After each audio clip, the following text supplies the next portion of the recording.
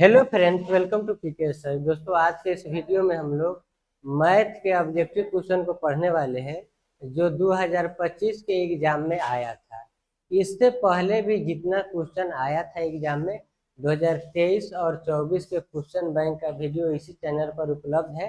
आप जा करके देख सकते हैं या फिर इस वीडियो के खत्म होने के बाद यहाँ पर आप देख सकते हैं। ठीक है, तो चलिए इसको स्टार्ट करते हैं और इसका अगला पार्ट भी यहाँ पर आपको मिल जाएगा। ठीक है, तो चलिए पहले प्रश्न को देखते हैं।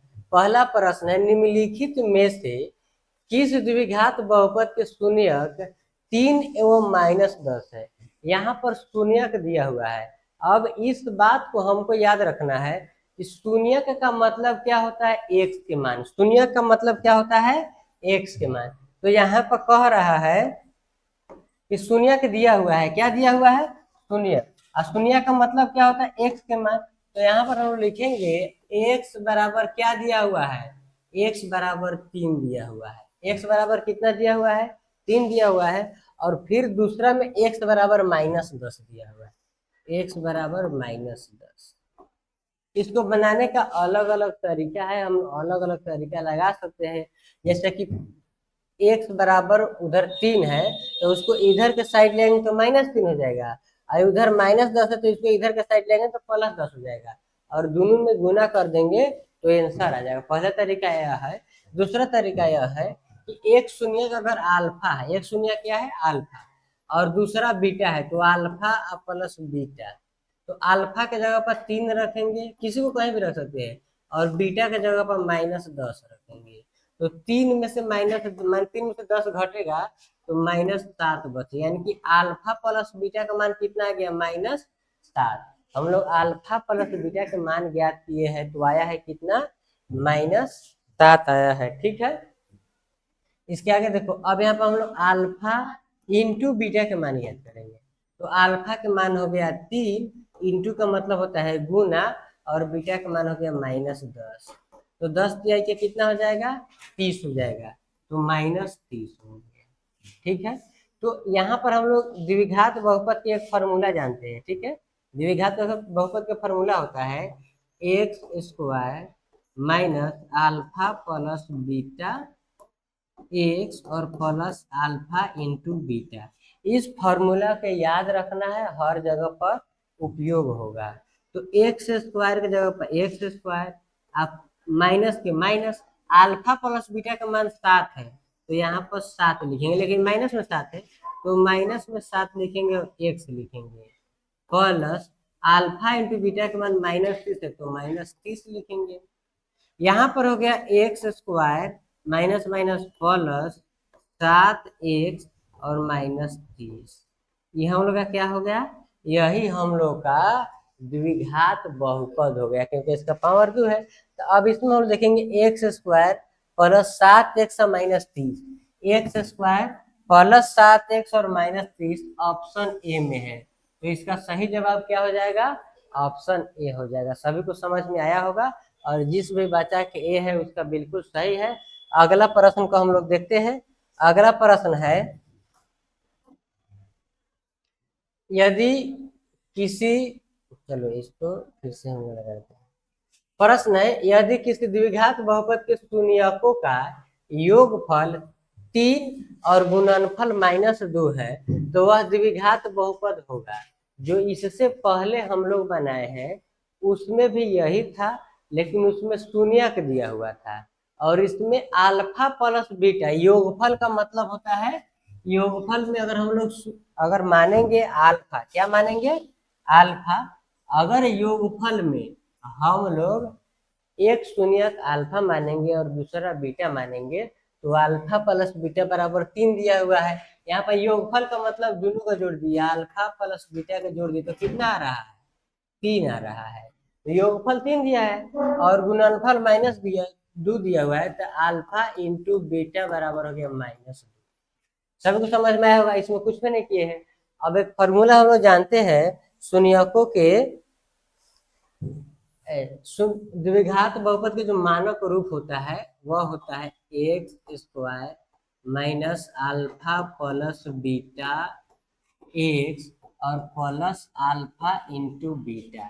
तो एक्स स्क्वायर की जगह पर कितना लिखेंगे, एक्स स्क्वायर। एक्स स्क्वायर की जगह पर एक्स स्क्वायर लिख दिए, ठीक है। माइनस की जगह पर माइनस लिखे। अल्फा प्लस बीटा योगफल 3 दिया हुआ है, तो यहाँ पर कितना हो जाएगा 3, यहाँ एक्स है तो एक्स रहेगा प्लस अल्फा इंटू बीटा के बाद -2 है, तो यहाँ पर -2 हो जाएगा। यहाँ पर हो गया एक्स स्क्वायर -3 एक्स और -2। यह हम लोग का क्या आ गया, द्विघात बहुपद आ गया। यही हम लोग का आंसर है। यह आंसर दोनों में माइनस है, जो कि ऑप्शन ए में दिया हुआ है। इसका भी ऑप्शन ए बिल्कुल सही हो गया। जिस भी बच्चा के ऑप्शन ए आया है उसका सही जवाब है, ठीक है। अगले प्रश्न को हम लोग देखते हैं। नेक्स्ट क्वेश्चन है,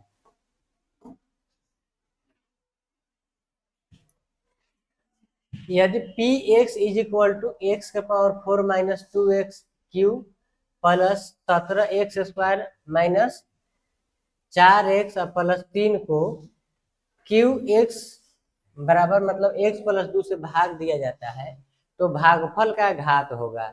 हम लोगों से भागफल नहीं पूछ रहा है, भागफल का घात पूछ रहा है। घात का मतलब क्या होता है, घात का मतलब होता है पावर। क्या होता है, पावर। तो इसका पावर 4 है, अधिकतम पावर को देखना है तो इसका पावर कितना है, अधिकतम 4 है, ठीक है। यहाँ पर ही इसका अधिकतम पावर 4 है, और यही जिससे हम लोग भाग देंगे उसका अधिकतम पावर नहीं कुछ है तो 1 छुपा हुआ है। और भागा देने पर जो अलजेब्रा होता है, यानी कि एक्स है, इसमें एक्स है वाई है जो भी है, तो भाग देने पर इसका पावर जो है घटता है। क्या होता है, घटता है।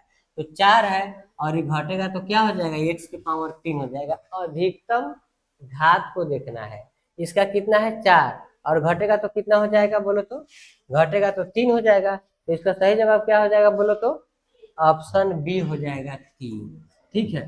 क्योंकि हम लोग भाग देंगे एक्स के पावर 4, आगे कुछ भी है उससे कोई मतलब नहीं है।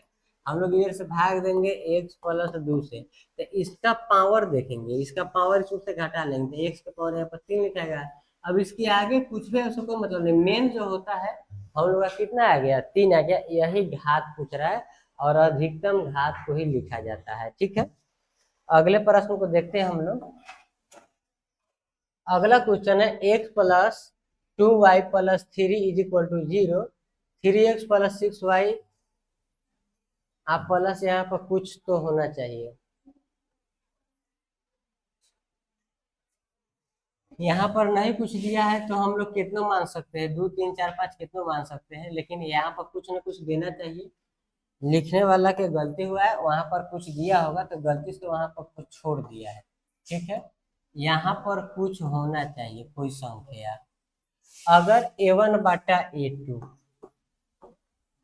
बराबर b1 बाटा b2 बराबर c1 बाटा c2, तीनों बराबर होता है, तो जो ग्राफ होता है वह मान के चलो यह ग्राफ है, तो यह ग्राफ अगर एक रेखा इधर गया है तो दूसरा रेखा इसी पर इधर जाएगा, ठीक है। दूसरा रेखा इसी पर इधर जाएगा। जब a1 बाटा a2 बराबर है b1 बाटा b2 और बराबर है c1 बाटा c2, तो इसको हम समपाती कहते हैं। और यहाँ पर कितना हल होता है, तो हर जगह पर हल ही हुआ है, हर जगह पर हल हुआ है, इसको हम अनेक हल भी कहते हैं, ठीक है। अगर a1 बटा a2 बराबर b1 बटा b2 बराबर c1 बटा c2 पूरा बराबर है तो क्या हो जाएगा, तो हो जाएगा अनेक हल, जो कि ऑप्शन सी में है, ऑप्शन सी में है, ठीक है। अगर इसी के जगह पर a1 बटा a2, a1 बटा a2 बराबर b1 बटा b2 और बराबर नहीं है c1 बटा c2, अगर इस प्रकार से आ जाता है तो a1 बटा a2 बराबर है b1 बटा b2 के, लेकिन c1 बटा c2 बराबर नहीं है। और जब c1 बटा c2 बराबर नहीं है तो यह इसका कोई हल नहीं होगा, कोई हल नहीं होगा, ठीक है। क्यों नहीं होगा, क्योंकि इसमें जो रेखा अब के बाद जो रेखा बनेगा, मान लीजिए ग्राफ हो गया, इसमें एक्स वाई अक्ष हो गया, इसमें अगर हम लोग रेखा बनाते हैं, एक रेखा यह है तो दूसरा रेखा सेम टू सही जाएगा, यानी कि बिल्कुल समांतर रेखा हो जाएगा। अभी हम यहाँ पर पा रहे हैं तो हो सकता है कम बेसी गया है, लेकिन बिल्कुल समांतर रहता है, कभी आपस में कटता ही नहीं है। क्योंकि C1/C2 बराबर नहीं है, A1/A2 बराबर है B1/B2 के, और C1/C2 बराबर नहीं है, तो ये कभी भी आपस में मिलेगा नहीं, सटेगा नहीं, जितना दूरी पर है उतना ही दूरी पर जाएगा, जिसके कारण इसे मान के चलो यहाँ पर एक बोर्ड है, यहाँ पर भी बोर्ड है, तो इस बिल्कुल सीधा है, तो आपस में कभी सटेगा नहीं, तो इस समांतर रेखा हो जाएगा, इसका कोई हल नहीं होगा। कौन रेखा हो जाएगा? समांतर, और इसका कोई हल नहीं होगा। ठीक है, अगर इसी के जगह पर रहेगा A1/A2 बराबर नहीं है B1/B2, एक आगे कुछ भी उससे कोई मतलब नहीं है। जब A1/A2 बराबर नहीं है B1/B2 के, तो तीसरा लिखने के कोई जरूरी ही नहीं है। A1/A2 बराबर नहीं है B1/B2, तब C1/C2 में कोई जरूरी नहीं है, तो इसको ना बोलते हैं प्रतिच्छेद। और देखो जैसे मान के लिए ग्राफ है, तो एक रेखा इधर से गया है और दूसरा रेखा इधर से गया, चाहे कहीं से गया है, एक एग्जाम्पल बोलते हैं, यहाँ पर कट गया, या फिर कहीं भी जाएगा तो कहीं पर भी कट जाएगा, तो A1/A2 बराबर नहीं होता है B1/B2 के, तो कहीं ना कहीं कटता है ग्राफ में, और कटता है तो एक जगह पर कटता है, तो एक हल हो गया। अब यहाँ पर बात यह है कि इसमें दिया कथी है, नहीं कुछ है तो एक, अब बाटा इधर हो गया 3, फिर इधर y में बराबर, y में मतलब b के मान दिया है 2 और B2 के मान दिया है 6, तो A1/A2 बराबर है B1/B2 के, तो ये भी 3 दूना 6 हो जाएगा। और इधर 3 बटा, अगर यहाँ पर 9 दिया रहता, हम लोग एग्जाम्पल के लिए कुछ भी मान के देख ले रहे हैं, ठीक है, अगर यहाँ पर 9 दिया रहता, तो दिया रहता 9, तो A1 एक 3 के 9 हो जाता, A1/A2 बराबर B1/B2 बराबर C1/C2, जब ये पूरा बराबर हो जाता तो इसका हो जाता अनगिनत हल। क्या हो जाता? अनगिनत हल। अगर 9 के अलावा कुछ और दिया रहता है, यहाँ पर हम लोग लिख लेते हैं 9 के अलावा कुछ भी दिया रहता है, 8 7 कितनों, उससे कोई मतलब नहीं, 9 के अलावा कुछ हो जाएगा, तो एक 3 गुना है, ये 3 गुना, ये 3 गुना है, लेकिन यहाँ पर 9 के अलावा अगर कोई और रहेगा तो यहाँ पर क्या हो जाएगा, यहाँ पर ये हो जाएगा A1/A2 बराबर है B1/B2 के, लेकिन नीतीश के 3 गुना नहीं है, तो C1/C2 के बराबर नहीं है, वहां पर दिया ही नहीं है कुछ भी, मतलब कि छूट गया।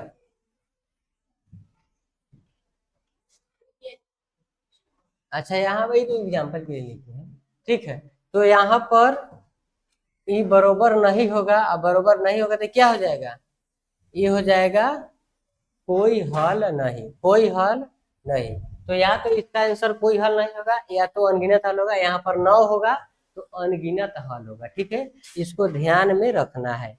अगर नहीं समझ में आता है तो इसका क्लास भी यूट्यूब पर है, देख लेना है इसी चैनल पर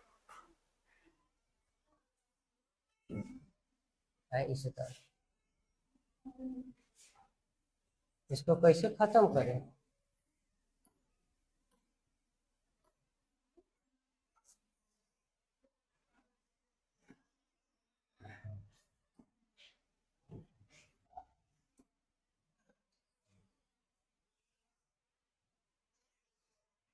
यदि भगा दिए तो यही बनाए थे इसे।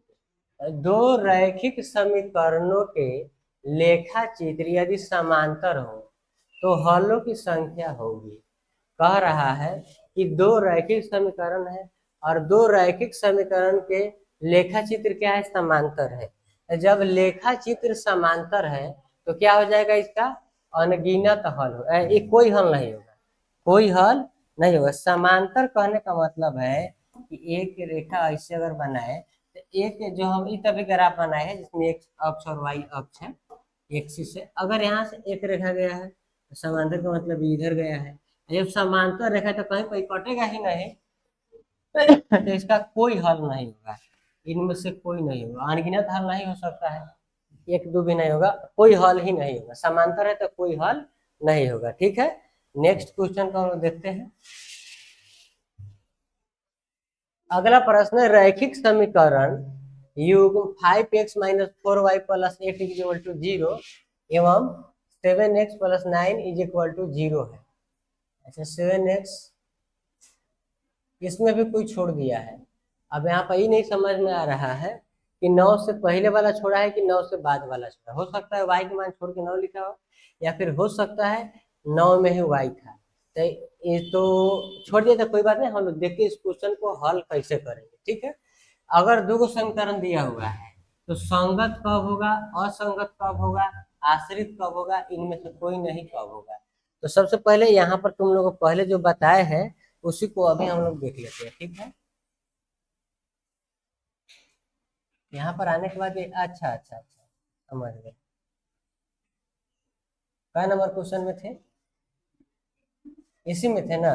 देखो अगर यहाँ पर ध्यान से देखना है, अगर A1 बाटा A2 बराबर B1 बाटा B2 बराबर C1 बाटा C2, तीनों अगर बराबर हो गया, A1 बाटा A2 बराबर B1 बाटा B2 बराबर C1 बाटा C2, तीनों अगर बराबर हो गया तो इसका जवाब हो जाएगा कि ये जो है असंगत हो जाएगा। क्या हो जाएगा, असंगत, ठीक है। तीनों बराबर हुआ तो असंगत हो जाएगा, समझ में आया। अगर तीनों बराबर नहीं होता है, तीनों बराबर नहीं होता है और इसमें या ई बराबर नहीं होगा, या फिर A1 बटा A2 बराबर नहीं B1 बटा B2, या फिर ई बराबर है ई बराबर नहीं है, तो ई हो जाएगा संगत। क्या हो जाएगा, संगत। देखो संगत का मतलब अगर एक हल है फिर भी संगत हो गया, अनेक हल है फिर भी संगत हो गया, कोई हल नहीं है तो संगत नहीं होगा। यहाँ पर हम लोग देख रहे हैं 5/7 दिया हुआ है, 4 तो कुछ भी नहीं दिया है, अगर 4/9 भी देगा तो वो असंगत होगा, 8/9 देगा तो वो असंगत संगत होगा, गलती से असंगत कहा गया है। ये 100% संगत ही होगा। क्यों, क्योंकि इसमें अगर इसकी बाटा में जाएगा तो क्योंकि 5/7 है तो 4/9 नहीं होना चाहिए, ये 8 भी 9 होगा तो वो संगत ही होगा। तो इसका मतलब इसका जवाब होगा संगत, ठीक है। इसमें कुछ छूटा हुआ है, कोई बात नहीं है, आगे हम लोग देखेंगे छूटा है तो। अगला प्रश्न, यदि द्विघात समीकरण 3x² - 5x + 2 बराबर 0 के मूल a एवं अल्फा एवं बीटा है, तो α² + β² का मान ज्ञात करें। यानी क्या होगा, है बात वही है, ठीक है हो, ठीक है। तो अल्फा और बीटा के मान क्या होगा, तो सबसे पहले देखते हैं कि इसमें दिया कहते हैं 3x² - 5x + 2, 3x² - 5x और +2, ठीक है। तो एक चीज तुम लोग को हम बता दे रहे हैं, यहाँ पर a के मान क्या होता है 3 हो गया, b के मान क्या होता है -5 हो गया, और c के मान क्या होता है 2 हो गया, हो गया। अब यहाँ पर अल्फा एवं बीटा है, तो α² और प्लस β² का मान क्या होगा, तो α² प्लस β² का मान ज्ञात करने के लिए हम लोग को इसमें जो फॉर्मूला जानते हैं, अल्फा प्लस बीटा बराबर फॉर्मूला होता है -b/a, और अल्फा इंटू बीटा बराबर फॉर्मूला होता है c/a। तो ये तो हम लोग को आता है, लेकिन α² प्लस β² को कैसे ज्ञात करेंगे, तो हम लोग एक फॉर्मूला जानते हैं a + b के होल स्क्वायर हो जाता है a² + 2ab या + b²। अब यहाँ पर क्या करेंगे हम लोग, a + b के होल स्क्वायर को सही रहने देंगे, और इधर प्लस में 2ab, तो इसको इधर का साइड लेंगे तो माइनस में हो जाएगा 2ab बराबर a² + b²। Alpha plus beta का मान कितना है -b/a, इसका होल स्क्वायर हो गया, माइनस अल्फा इंटू बीटा का मान क्या था 2 इंटू अल्फा इंटू बीटा का मान क्या है, अल्फा इंटू बीटा का मान है c/a, तो यहाँ पर गुणे लिख देंगे c/a बराबर अल्फा का मान रखते हैं अल्फा और बीटा का मान बीटा, यानी कि अल्फा² प्लस बीटा², ठीक है।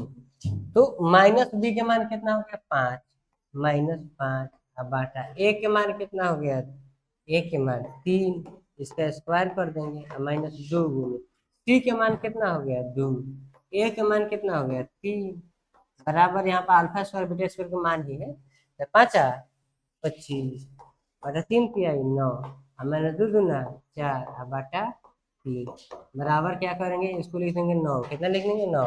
अब 3 9 के 9 तो 25 से 25, 3 तिहाई 9 तो 4 तिहाई 12, तो बराबर घट जाएगा, 25 में से 12 के तो कितना होगा 13/9, देखो 13/9 दिया है क्या इसमें? ऑप्शन ए में ही दिया हुआ है 13/9। इसमें ज्यादा कुछ नहीं करना है, अल्फा और बीटा, अल्फा प्लस बीटा और अल्फा इंटू बीटा के मान तो हम लोग जानते हैं, और उसी मान को यहाँ पर केवल रख दिए हैं, और ए प्लस बी के होल स्क्वायर में से ए 2ab को इधर करके और इसको आंसर निकाल दिए। ठीक है, अगला प्रश्न को हम लोग देखते हैं। अगला प्रश्न, यदि द्विघात समीकरण x² minus 7x minus p बराबर 0 का एक मूल 2 हो तो p का मान क्या होगा? हम लोग जानते हैं कि मूल का मतलब होता है x का मान। क्या होता है? x का मान। तो अगर हम लोग x बराबर यहाँ पर लिख देंगे, क्या लिखेंगे?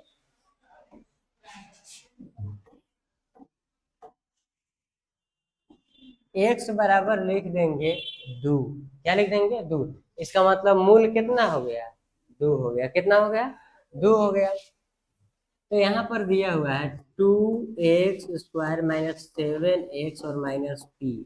तो 2 के जगह पर 2 इंटू एक्स का मान कितना दिया है यार? 2, तो 2 के स्क्वायर माइनस 7 की जगह पर 7, यानी 2 के जगह 2 माइनस p की जगह p। आप पूरा के बराबर 0 तो दिया ही है, नहीं दिया रहेगा तो ये पूरा के बराबर 0 ही होता है। तो 2 दूना 4, 2 गुने 4 माइनस 7 दूना 14 माइनस p बराबर 0। 4 दूना 8 माइनस 14 माइनस p बराबर 0। 8 में से 14 गया तो कितना बचेगा? -6 माइनस p बराबर 0। माइनस p बराबर इधर माइनस का खत्म चल गया, प्लस में 6 चल गया, तो p बराबर इधर वाला माइनस उधर भेजेंगे तो -6 हो गया। यहाँ पर हो सकता है कोई बच्चा कंफ्यूजन में हो, या कोई माइनस में तो उधर कितने गया? प्लस में, प्लस तो छुपा हुआ रहता है, और ये माइनस है तो इसके साथ उधर माइनस भेजी तो माइनस हो गया, जो कि ऑप्शन सी में दिया हुआ है।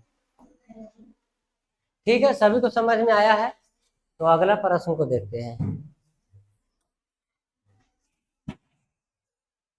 अगला प्रश्न है, यदि द्विघात समीकरण 2x² माइनस x माइनस 6 बराबर 0 का एक मूल -3/2 है तो इसका दूसरा। ठीक है, देखो पहला मूल का मतलब है कि x बराबर दिया हुआ है -3/2।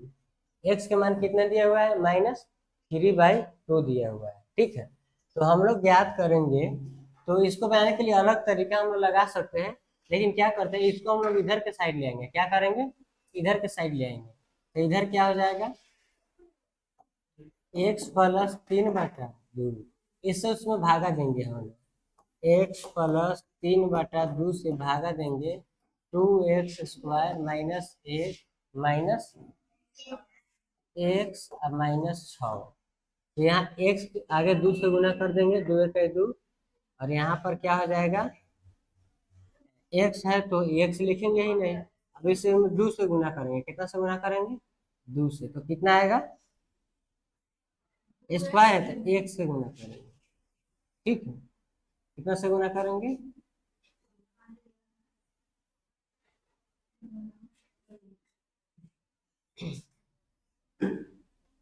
तो यहाँ पर हो जाएगा, कितना हुआ बोलो तो?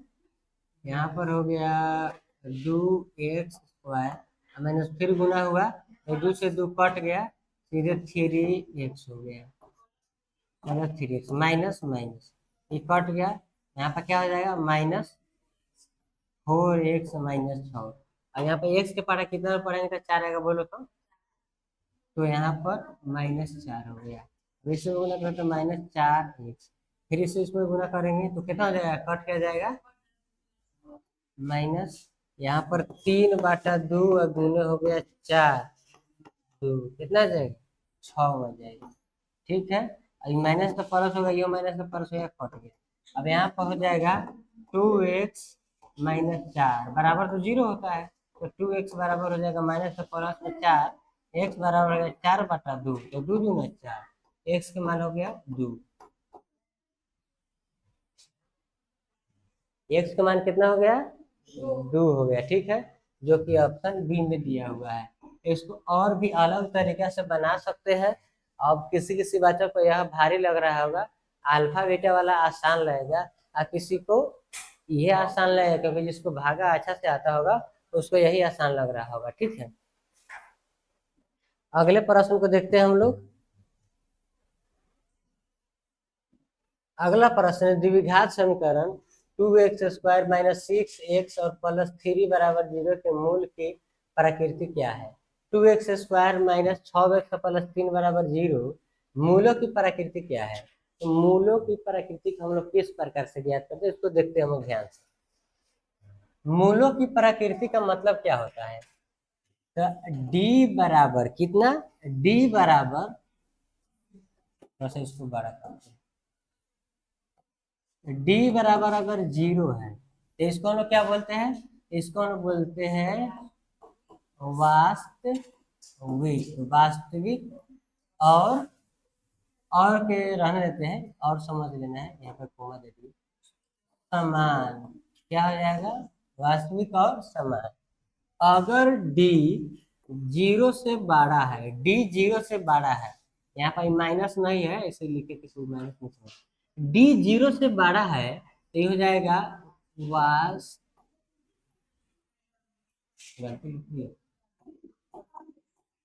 वास्तविक और असमान, वास्तविक और असमान।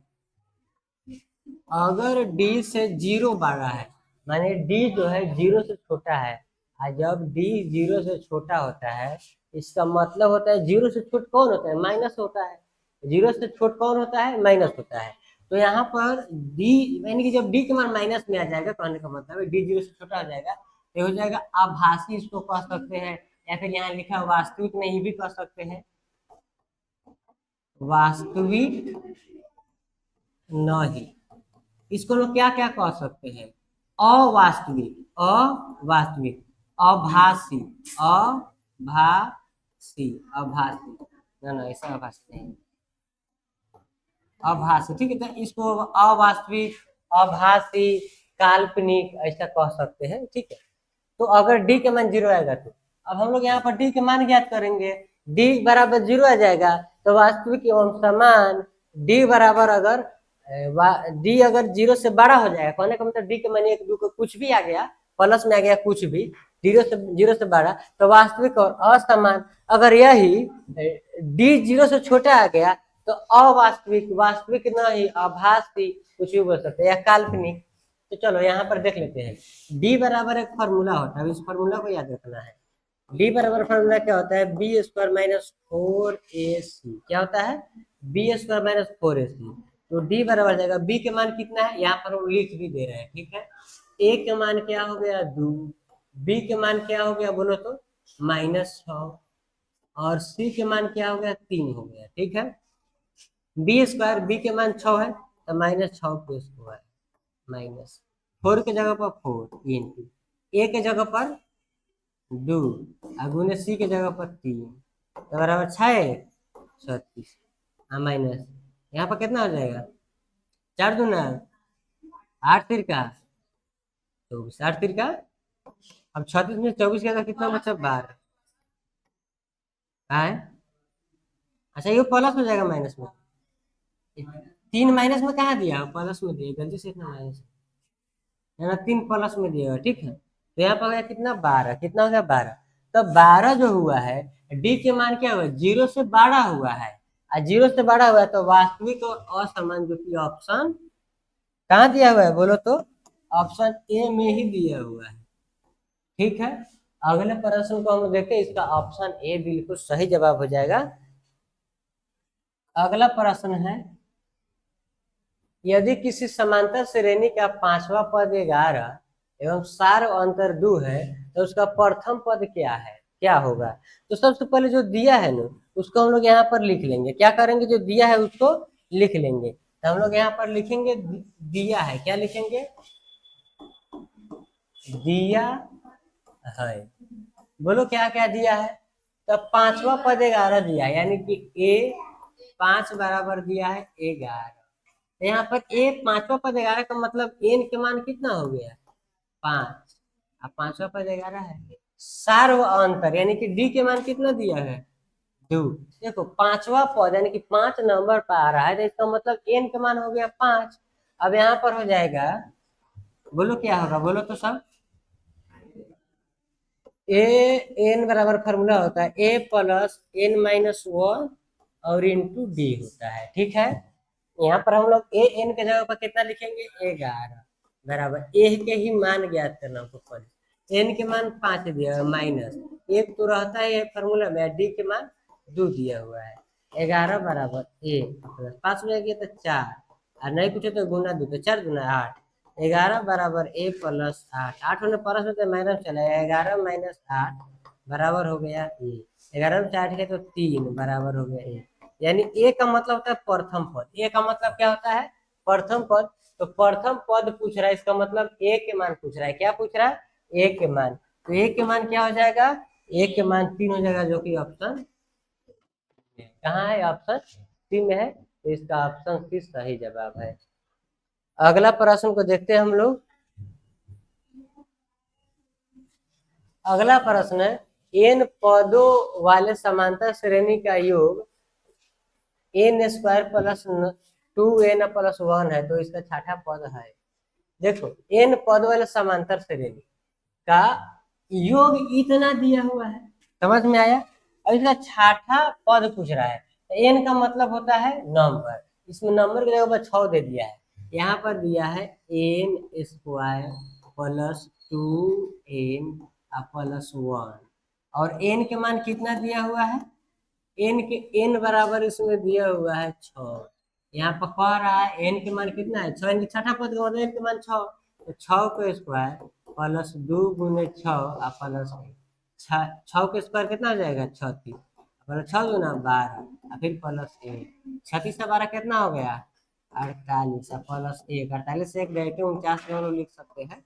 49 दिया है क्या, तो यहाँ पर 49 नहीं दिया हुआ है, तो इनमें से कोई नहीं क्या हो जाएगा इनमें से कोई नहीं। सबको समझ में आया होगा, क्योंकि एन के मान अगर हम 6 रखेंगे तो 6 36 6 गुना 12 36 से 12 48 और 1 49 हो जाएगा, ठीक है। अगला प्रश्न को हम लोग देखते हैं। अगला प्रश्न निम्नलिखित में कौन समांतर श्रेणी में है। तो समांतर श्रेणी का मतलब क्या होता है। समांतर श्रेणी का मतलब है कि अगर हम एक स्टेप आगे बढ़े हैं, एक स्टेप आगे बढ़े हैं और वो हम लोग का स्टेप जो है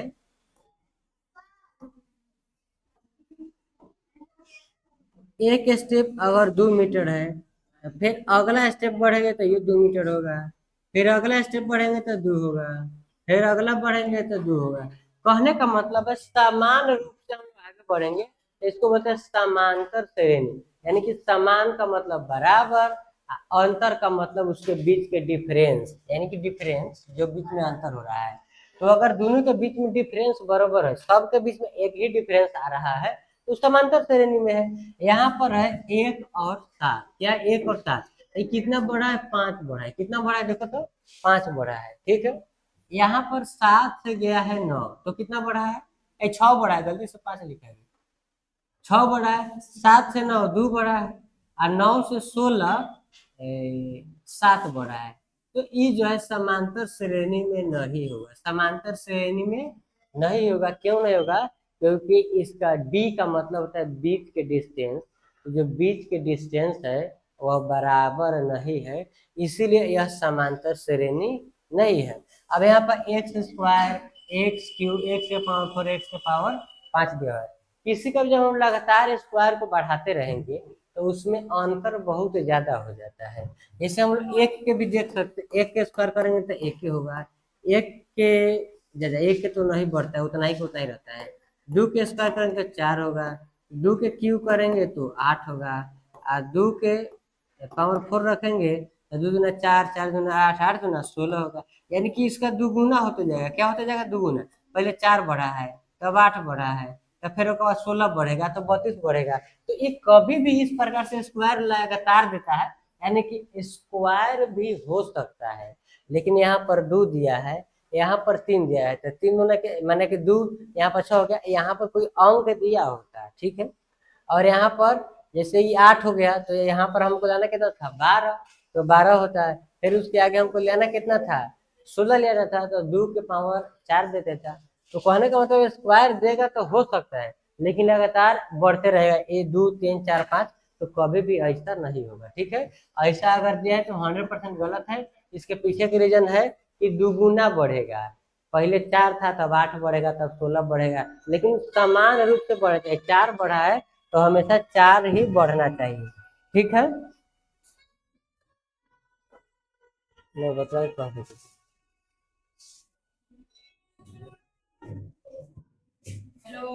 अब आगे देखो, यहाँ पर अगला प्रश्न को अच्छा अभी तो सुधा ही नहीं है। यहाँ पर x है 2x है 3x है 4x है। ठीक है, तो यहाँ पर x का अगर मान लो 2 माने तो 2 है। यहाँ पर अब कितना हो जाएगा, 4 हो जाएगा। 4 तिहाई 2 गुना 4 हो जाएगा, 3 गुना 6 हो जाएगा, 4 गुना 8 हो जाएगा। तो कहने का मतलब है कि ऑप्शन सी सही होगा। ऑप्शन सी क्या होगा, सही होगा। ऑप्शन सी क्या हो जाएगा, सही हो जाएगा। क्यों, क्योंकि यहाँ पर जो है उसका मतलब एक बार बढ़ा में से एक्स का मान 1 है, फिर ओकरा के 2 से गुना किए, फिर 3 से गुना किए, तो जितना उसका पहाड़ा पढ़ेंगे तो उतना ही बढ़ेगा। जैसे मान लो 5 के पहाड़ा में पढ़ेंगे तो पहले 5 है, उसके बाद 10 हुआ तो 5 बढ़ा, फिर 5 एक 15 तो 5 बढ़ा, फिर 500 के 20 5 बढ़ा, यानी कि पहाड़ा के रूप में है। ठीक है, तो इसका मतलब यह जो है हमेशा जो संख्या होगा वही बढ़ेगा। जैसे यहाँ पर एक्स है तो खाली एक एक्स बढ़ रहा है, तो डी के मान एक्स हो गया। अगर यहाँ पर 5 रहेगा तो 5 बढ़ रहा है, 10 है तो 10 बढ़ रहा है, यानी सब के बीच की दूरी समान है, बिल्कुल बराबर है। ऐसा ही हो गया। यहाँ पर भी वही चीज, 2 के स्क्वायर हो जाएगा 4, 4 के स्क्वायर 16, 6 के स्क्वायर 36, 16 इसके बीच में हो गया, 12 के अंतर इसके बीच में ज्यादा के अंतर हो जाएगा, तो ये भी पॉसिबल नहीं है, ये भी गलत। ठीक है, ऑप्शन सी सही जवाब हो जाएगा। समांतर श्रेणी का मतलब बीच की दूरी बिल्कुल समान बढ़ना चाहिए, हमेशा जितना बढ़ रहा है उतना ही बढ़ना चाहिए। अगला प्रश्न है कि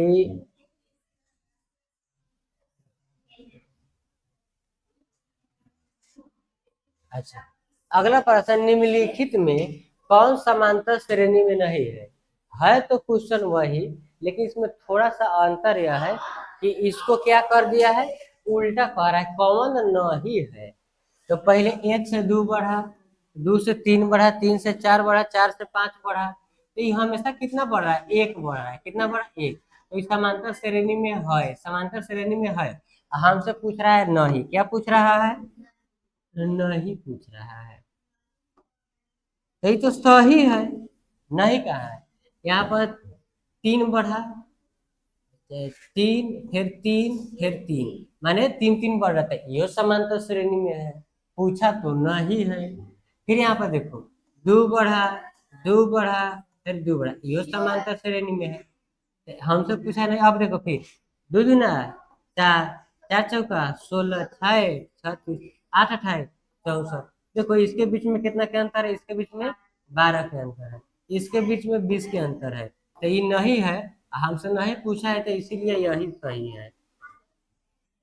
ऑप्शन डी बिल्कुल सही जवाब हो जाएगा। ठीक है, सभी को समझ में आया, डी है, डी है। चलो अगला प्रश्न में देखते हैं। 15 नंबर क्वेश्चन क्या है, समांतर श्रेणी 1 4 7 10 के प्रथम 20 पदों का योगफल ज्ञात कर। 20 पदों का योगफल ज्ञात करना है, और योगफल के हम लोग एक फॉर्मूला जानते हैं। क्या जानते हैं, योगफल का फॉर्मूला होता है एस एन बराबर, एस एन बराबर क्या होता है, n/2 into 2a plus n-1 into D. ठीक है, अब यहाँ पर n, अब सबका मान पहले लिख लेते हैं। शुरुआत वाला को बोलते हैं ए का मान 1 दिया है, उसके बीच में जो अंतर होता है, जितना बढ़ रहा है, कितना बढ़ रहा है, 3 बढ़ रहा है, डी बराबर होता है a2 माइनस a1, तो a2 के मान 4 और -1 के मान 4 में से 3 गया, 1 गया तो कितना बचेगा, 3 बचेगा, तो डी के मान हो गया 3। एन माने 20 तक ज्ञात करें तो एन के मान हो गया 20। अब हम लोग यहाँ पर फार्मूला लगाएंगे, क्या लगाएंगे, फार्मूला। तो फार्मूला क्या होता है बोलो तो, फार्मूला होता है एस एन बराबर, एन के मान कितना दिया 20, तो 20/2। टू ए के मान कितना दिया है बोलो तो, ए के मान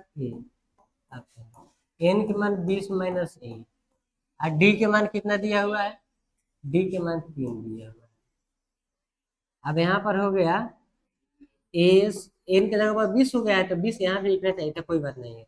अब 20/2 10 कर देंगे, लेकिन पहले जो है हम लोग क्रिया किसका करते हैं, रूट के भीतर की क्रिया करते हैं, उसके बाद रूट के बाहर की क्रिया करते हैं। लेकिन कटा देने से कोई प्रभाव नहीं पड़ेगा, लेकिन फिर भी हम लोग बाद में करेंगे, ठीक है। 20/2। अब यहाँ पर देखो 20 में से गया तो 19, 19 में 3 से गुना हुआ तो 19×3 = 57। 2 में 1 से गुना हुआ तो कितना हो गया, 2 ये रहेगा। अब प्लस यहाँ पर हो जाएगा कितना ना, इसको डायरेक्ट लिखे हैं, तुम सब समझदार है, समझ गया होगा। 19×57 2×2 तो 57 कितना हो जाएगा बोलो तो, बराबर 20/2 और 57 है गुने 6×9 = 69। अब इसमें गुना करना है, जा 69 हो गया। अब देखो यहाँ पर 10×2 = 20, कितना आ गया 10। अब 10 से 59 में गुना करेंगे तो 590 आएगा, कितना आएगा 590, जो कि ऑप्शन सी में दिया हुआ है। आगे सबको समझ में, 590 ऑप्शन सी है, जिसका भी सही जवाब है। अगले प्रश्न को देखते हैं। अगला प्रश्न, निम्नलिखित में किसका मान 1 के बराबर है, यानी कि किसका मान 1 के बराबर है। Sine square 60 degree, sine square और फिर कॉस स्क्वायर 60 डिग्री होता तब भी 1 होता, क्योंकि साइन स्क्वायर थीटा आप प्लस कॉस स्क्वायर थीटा बराबर 1 होता है। तो कॉस स्क्वायर तो नहीं है, केवल सीधे कॉस है, तो 1 नहीं होगा। साइन 90 डिग्री और कॉस 90 डिग्री, साइन 90 डिग्री के मान 1 होता है और साइन 90 डिग्री का मान 0 होता है, नहीं कि 1 होता है, ठीक है। इसका मान 1 होता है, इसका मान 0 होता है, तो 1 में 0 से गुना होगा तो 0 होगा, तो ये भी बराबर नहीं है। Sine square 60 degree, sine square 60 degree, तो साइन के जगह पर हो गया कितना, साइन 60 डिग्री का मान कितना होता है, √3/2। इसका स्क्वायर करेंगे तो हो जाएगा 3, 3 3 बाहर निकल जाएगा 4, तो ये भी 1 नहीं होगा। अब साइन 45 गुने 1/cos 45, साइन 45 के मान क्या होता है, 1/√2 होता है, और फिर उन्हें cos 45 के मान भी 1/√2 होता है, और नीचे ऊपर है तो कट के 1 आ गया आंसर। इसको पलटेंगे भी तो रूट ऊपर जाएगा तो कट जाएगा, तो 1 आ गया answer, option D. Option D बिल्कुल सही जवाब है, ठीक है। सभी बच्चा को समझ में आया होगा, इसका ऑप्शन डी हो जाएगा। अगले प्रश्न को देखते हैं। अगला प्रश्न है कॉस स्क्वायर ए 1 + tan स्क्वायर ए बराबर क्या होगा। तो हम लोग कॉस को लिख देंगे कॉस, क्या लिखेंगे कॉस, समझ में आया सबको। कॉस को क्या लिखेंगे, कॉस को लिखेंगे कॉस, स्क्वायर को स्क्वायर और ए को A, into tan square theta. tan square theta बराबर क्या होता है, किसको इसको पता है।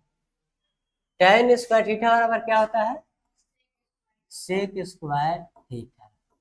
1 + tan स्क्वायर थीटा बराबर होता है सेक स्क्वायर, ठीक है। तो कॉस स्क्वायर थीटा यहाँ पर हो गया कॉस स्क्वायर ए, नहीं कुछ है तो गुना सेक स्क्वायर ए। हम लोग एक फार्मूला जानते हैं, कॉस के उल्टा सेक होता है और सेक के उल्टा कॉस होता है, तो इसको उल्टा भी लिख सकते हैं, या फिर यहाँ पर हम लोग अब देखेंगे कि दोनों के एक होता है, ऐसा भी एक होता है कॉस ए अगुने कॉस से बराबर 1 होता है, लेकिन इसको लिखेंगे कॉस स्क्वायर ए अगुने सेक को क्या लिखेंगे 1/cos स्क्वायर ए। एक कॉस कॉस खत्म तो 1 बच के आंसर हो गया, ठीक है। सेक बराबर फार्मूला इधर लिख देते हैं, सेक ए बराबर हो जाएगा 1/cos। बेसिक फार्मूला है, अगर फार्मूला आप लोग नहीं देखे तो फार्मूला का वीडियो देख लीजिएगा। अगला प्रश्न है साइन 30 डिग्री का मान क्या होगा। सिंपल, यह जो है फार्मूला से क्वेश्चन है, और फार्मूला से जो क्वेश्चन होता है बिल्कुल आसान होता है, ठीक है, और हमेशा फार्मूला से क्वेश्चन आते रहता है। तो साइन 30 डिग्री का मान क्या हो जाएगा बोलो तो, साइन 30 डिग्री का मान कितना होगा, किसको इसको पता है। साइन 30 डिग्री के मान होता है 1/, इसमें 1/2 नहीं दिया हुआ है, और साइन इसमें और भी कुछ लिखा है जो नहीं दिया, तो 1/2 हो जाएगा इसका सही जवाब, ठीक है। अगले प्रश्न को देखते हैं हम लोग। cos 60 डिग्री का मान क्या होगा? cos 60 डिग्री का मान भी 1/2 होगा, 1/2 होगा, जो कि ऑप्शन ए में दिया हुआ है। अगला प्रश्न है साइन स्क्वायर 90 डिग्री और माइनस tan स्क्वायर 45 डिग्री के मान क्या होगा? ठीक है, तो यहाँ पर हम लोग क्या करेंगे, साइन स्क्वायर 90 और माइनस tan स्क्वायर 45 है। शॉर्टकट तरीके से इसको नहीं बनाएंगे हम लोग, क्योंकि 45 और 90 अलग अलग दिया हुआ है, तो इसका मान रख देंगे। साइन 90 डिग्री का मान कितना होता है? एक स्क्वायर और माइनस tan 90 डिग्री का मान कितना, tan 45 डिग्री का मान कितना होता है? एक, ये भी एक स्क्वायर, एक स्क्वायर है, एक माइनस फिर एक स्क्वायर, एक में से किया तो जीरो, तो जीरो ऑप्शन डी में दिया हुआ है, तो ऑप्शन डी इसका बिल्कुल सही जवाब हो जाएगा। और आज हम लोग 20 क्वेश्चन को देखने वाले थे, इसके अगले पार्ट में 20 क्वेश्चन को देखेंगे। तो आज के लिए इतना ही, मिलते हैं अगले वीडियो में, तब तक के लिए जय हिंद।